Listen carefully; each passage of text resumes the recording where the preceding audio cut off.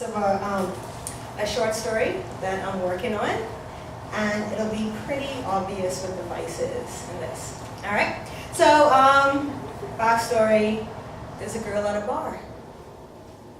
The last sip of my drink is mostly water, so when I order the next one, I ask Debbie to put less ice. Luckily, there's a television, so I have something to stare at. Basketball. One team's wearing red, and the other's wearing yellow. I decide I want the red team to win. I nod my head every time they score. This makes it look like I'm doing more than just drinking. I ask Debbie for another one. So we use a heat for Annie. A man is talking to me, but I have no idea what about. He's sitting right next to me. I realize that he must mean the television. Yeah, you? Hell no, I like the Lakers. I really don't care, but the alcohol has made the hinges of my jaw slippery, so I say, well, too bad y'all about to lose. He laughs. What game you watching? You ain't see the score? Y'all down by 20 and it's the fourth quarter. I look up at the screen and notice the numbers. I slurp the last of my drink and order another. So, what's your name? Cigarette smoke puffs out at me with every word. Doria. Then out of obligation, what's yours? Trevor, what you drinking? I tell him and he orders me another one. I still have a little in my cup, so I finish it.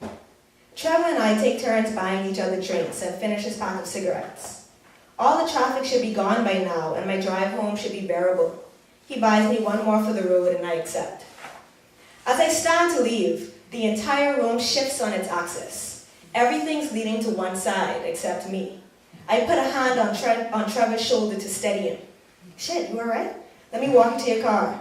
He sounds genuinely concerned, even though he's laughing a little too. No, I'm fine. I park right outside. He doesn't believe me. The same liquor that had allowed me to have a conversation with him is now making it difficult for me to form a sentence. I don't usually be like this. These words dribble out of my mouth. But I forgot to eat today. I'll be alright. I smile and with every ounce of concentration I can salvage, carefully turn toward the door. I take a deep breath and then a step. The ground's a little shaky, but I make it to the door and don't stumble until I'm outside by my car. I flop into my driver's seat and take another breath. I turn the radio up to its loudest and make my way home. Driving drunk is a delicate skill. I can't drive too fast for obvious reasons. My motor skills are on par with the toddlers now, but then I don't want to drive too slow either because I want to get home and off the road as soon as possible. I keep one eye closed. When I'm drunk, my eyes don't work as a team.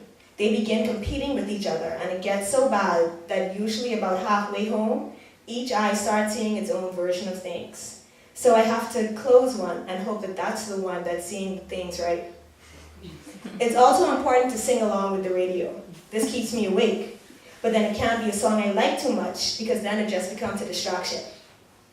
When I turn to my driveway, I'm barely in park before I'm flying out the car and toward my door. I do a cross-legged dance as I try to fit the key into the lock. When I hear the click, I bolt into the house and into the bathroom. I'm peeing before I get my pants to my knees. I sit down and exhale, lean forward and rest my face in my hands. Nothing has felt this good all day.